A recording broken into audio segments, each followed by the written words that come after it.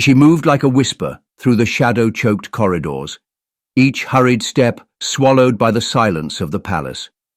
The torches, long since extinguished, left the walls in darkness, grand tapestries hanging like ghosts in the void.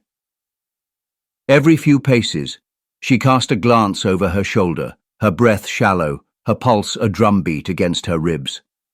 The sensation of unseen eyes burrowed into her back, a weightless pressure that grew heavier with every step.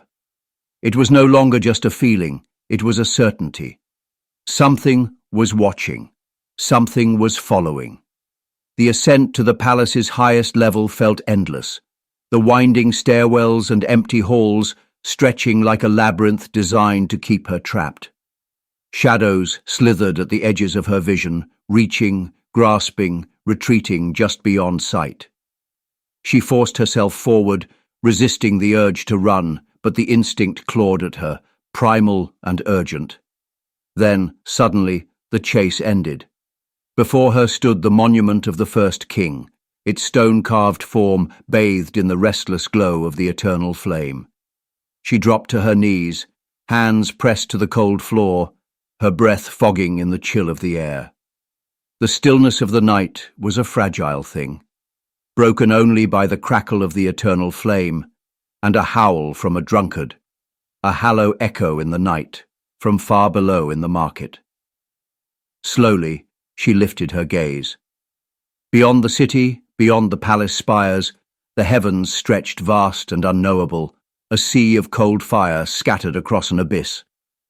The weight of her pursuer had not lifted. It clung to her still, a silent thing in the dark, waiting, watching. But that was not the only thing that unsettled her.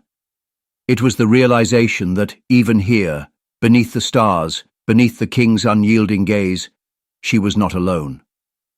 Raising her eyes to the cold expanse above, she let the whisper slip from her lips like a prayer lost to the void.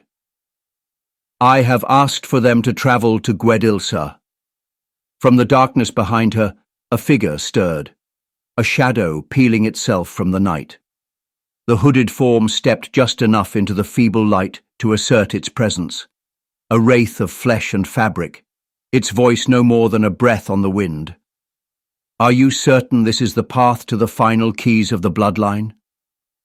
She did not turn. No, she admitted, the word sharp and unguarded. But they have proven useful in the search. A hush fell between them, thick with the weight of unspoken truths. Then the hooded figure spoke again, this time with force. There is no more need for games or half-truths. What happened to the healer was unnecessary. The words cut through the night like steel unsheathed. The time is near. I have seen the arrival of the stag where he should not be. Her expression did not falter, though the cold gnawed deeper into her bones. We have come too far to waver now. Mistrust serves neither of us, she replied, her tone measured, laced with the quiet authority of one who will not be questioned. What has been done cannot be undone, whether by design or by misstep. The hooded figure remained unmoved, still as the night itself.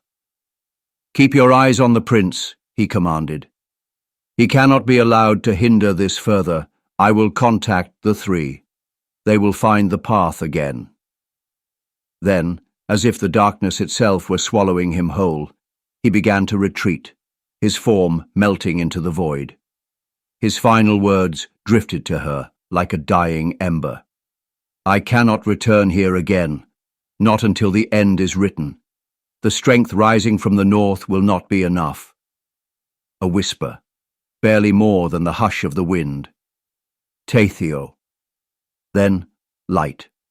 A searing, brilliant blue erupted for the briefest of moments, illuminating the rooftop in unnatural radiance before vanishing into silence. She exhaled, slow and measured, her breath curling into the chill. Her gaze lifted once more to the heavens, where the stars burned on, indifferent to what had been set into motion. This age of Ascrea is ending, she murmured. The watcher has returned.